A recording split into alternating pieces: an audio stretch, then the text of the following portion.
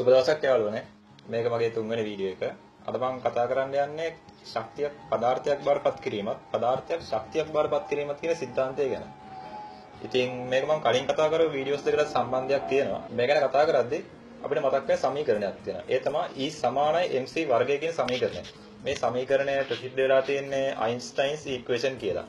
ඉතින් ඕගොල්ලොත් මේක අහලා ඇති. භෞතික විද්‍යාවේ තියෙන වැදගත් සමීකරණයක්. ඉතින් මේ සමීකරණය පැහැදිලි වෙන්නේ ශක්තියක් පදාර්ථයක් බවට පත් කරන. එහෙමත් නැත්නම් පදාර්ථයක් ශක්තියක් බවට පත් කරොත් අපිට කොයිතරම් ශක්තියක් ලැබෙනවද කියන එක තමයි මේ සමීකරණයෙන් කතා වෙන්නේ.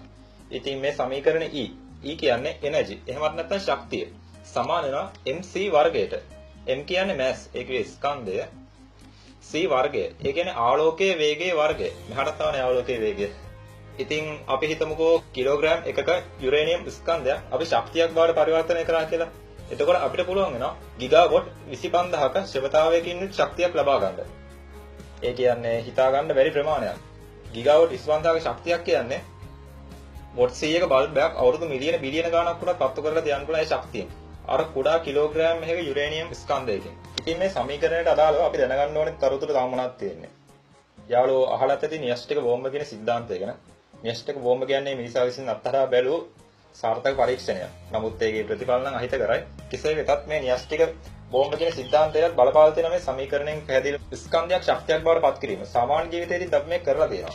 සාමාන්‍ය ජීවිතයේදී නම් ඉතින් අපි ස්කන්ධයක් ශක්තියක් බවට පත් කරොත් ඉතින් අපිට පරමාණු බෝම්බයක් පිළිවෙල තරම් ශක්තියක් ලබා ගන්න බෑ. ඒකට හේතුවක් තියෙනවා. මොකද අපි ගිනි කුරක් වගේ එකක් දැල්ලුවාම ඒකෙන් ආලෝක ශක්තිය සහ තාපය නිපද වෙනවා. ඒ වුණාට ඒක අර සම්පූර්ණම ස්කන්ධයේ ගබඩාලා තියෙන ශක්තියෙන් 100.1ක් තරම්වත් ඇති පුංචි ප්‍රමාණයක්. මම පළවෙනි වීඩියෝ එකේදී කිව්වා න්‍යෂ්ටික ශක්තිය අපි පාවිච්චි කරත් අපිට න්‍යෂ්ටික ශක්තිය තියෙන ඒ ස්කන්ධ වලින් 100ක විතර ප්‍රමාණයක් වගේ තමයි සම්පූර්ණ ශක්තියක් බවට පත් කරන්න පුළුවන් වෙන්නේ කියලා. ඒ වුණාට ඇන්ටිමැටර් වගේ දෙයක් පාවිච්චි කරලා අපිට පුළුවන් වෙනවා ඒක සම්පූර්ණව ශක්තියක් බවට පත් කරන්න. ඉතින් පරමාණු බෝම්බයේදී සිදු වූයේ ග්‍රෑම් 10ක් වගේ පොඩි යුරේනියම් ස්කන්ධයක් රටක් මහද්වීපයක් පවා විනාශ කරන්න පුළුවන් තරම් ශක්තියක් බවට පරිවර්තනය කරා. ඉතින් කොහොමද මේක කරන්නේ? කිසියම් ස්කන්ධයක් ශක්තියක් බවට පරිවර්තනය කිරීම සඳහා එහි න්‍යෂ්ටිය පාවිච්චි කරගන්නවා. කොහොමද මේක අර පරමාණු බෝම්බයක් තරම් විතර බලපෑමක් ඇති කරන තරම් විශාල ශක්තියක් බවට පත් වෙන්නේ? මේක කරන ක්‍රම දෙකක් මම කියන්නම්. එකක් තමයි නියුක්ලියර් ෆිෂන් සහ නියුක්ලියර් ෆියුෂන්. නියුක්ලියර් ෆියුෂන් කියන්නේ එක් න්‍යෂ්ටියක් තවත් න්‍යෂ්ටියක් සමග ගැටීමෙන් ඇතිවන ශක්තිය. ඒ වගේම නියුක්ලියර් ෆිෂන් කියන්නේ න්‍යෂ්ටිය කොටස් වලට කැඩී යාමේ අවස්ථාවේදී ඇතිවන ශක්තිය. ඉතින් මෙන්න මේ අවස්ථාවවලදී කිසියම් ස්කන්ධයක් අපිට පුළුවන් සම්පූර්ණ 100%ක්ම ශක්තියක් බවට පත් කරගන්න. ඉතින් මේක සාමාන්‍ය ජීවිතේ භාවිතයට ගත්තොත් අපිට මොන වගේ දේවල්ද කරන්න පුළුවන් වෙන්නේ? ඕගොල්ලෝ චිත්‍රපටයේ TV සීරීස් වල එහෙම දැකලා ඇති කාලය හරහා ගමන් කරන මිනිස්සු ඉන්නවා. ඒ වගේම එක් තැනකින් අතුරුදහන් වෙලා තවත් තැනකින් ශ්‍රේණියකින් මතුවෙන්න පුළුවන් මිනිස්සු ඉන්නවා.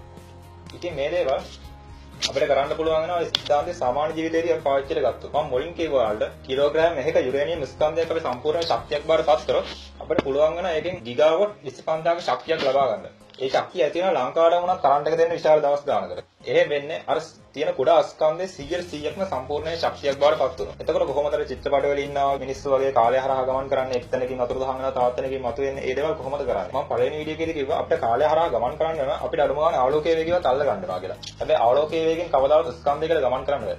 ආලෝකයේ වේගෙන් ගමන් කරනවා නම් අඩුම ගානේ ආලෝකයේ තාපය වගේ ශක්තියකට තමයි ආලෝකයේ වේගය අරගන්න පුළුවන්. ඉතින් අපි ස්කන්ධ, ඒ කියන්නේ මිනිස්සු වුණත් අපි වුණත් අපේ වටපිටාවේ තියෙන මේ අල්ලන්න පුළුවන් හැම දෙයක්ම ස්කන්ධ. ඉතින් මේ දේවල් අර සමීකරණයේ කිව්වා වගේ සම්පූර්ණයෙන්ම ශක්තියක් බවට පරිවර්තනය කරොත් මේකට පුළුවන් ශක්තියක් විදිහට එක්තැනක ඉඳන් තවත් තැනකට යන්න. කිසිම බරක් නැහැ. ඒකින්ද යාට පුළුවන් ආලෝකයේ වේගය අරගන්න. ඉතින් ඒකින්ද යාට පුළුවන් අර කාලය හරහා ගමන් කරන්න. ඒ වගේම යාළුවෝ මගෙන් අහලා තිබුණා ඔයා කාලය හරහා අතීතයට යන හැටි කිව්වට අනාගතයට යන හැටි කිව්වේ නැහැ නේ කියලා. ඉතින් මම දැන් කියන්නම් කාලය හරහා අනාගතයට යන්නේ කොහොමද කියලා. ඒක කියන්න තමයි මම මේ સિદ્ધාන්තය වල මුලින් පැහැදිලි කරලා දුන්නා. මම කිව්වා මිනිහෙක්ට උනත් එයා සම්පූර්ණයෙන්ම ස්කන්ධයක් වෙලා ඉතින් එයා සම්පූර්ණ ශක්තියක් බවට පත් වුණා. එයා ශක්තියක් වෙලා තමයි ඉන්නේ.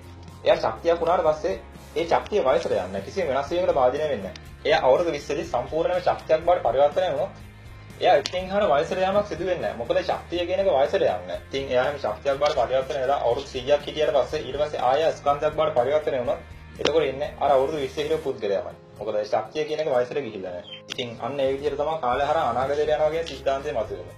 ඊළඟට අර එක්තැනකින් අතුරුදහන් වෙනවා තවත් තැනකින් එක ශරණයකින් මතුවෙනවා කියන સિદ્ધාන්තය මොකද පැහැදිලි කරන්නේ? අපි දන්නවා අපිට පුළුවන් අන්තර්ජාලය හරහා ලංකාවේ ඉන්න කෙනෙක්ට තප්පරයක්වත් යන්නේ නැතුව තවත් රටක ඉන්න කෙනෙක්ට පණිවිඩයක් යවන්න. ඒ පණිවිඩය යන්නේ ශක්තියක් විදිහට.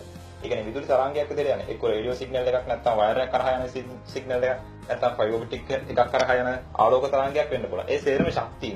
ඉතින් අපි පුද්ගලයෙක්ව ස්කන්ධයක් වෙනකොට ශක්තියක් බවට පරිවර්තනය කරොත් ඊට පස්සේ එයාට තියෙන ශක්තියක් විතරයි. ඒ ශක්තියට පුළුවන් ශරණයකින් ගමන් කරන්න තවත් ස්ථානයකට. ඒකට පොඩි වෙලාවක් යන්නේ. අඩුවනේ එයා බරක්වත් නැහැ. නිකන් ශක්තියක් විතරයි. ඉතින් අන්න එහෙම තමයි මේ චිත්ත වඩවල තියෙන විදිහට එක තැනකින් අතුරුදහන් වෙනවා තවත් තැනකින් මතුවෙනවා කියන සිද්ධාන්තය මතුවෙනවා. ඊට පස්සේ අතනින් මතුවෙන ශක්තියක් විතරයි. ඊට පස්සේ අපිට පුළුවන් එයාම පදාර්ථයක් බවට පරිවර්තනය කරන්න.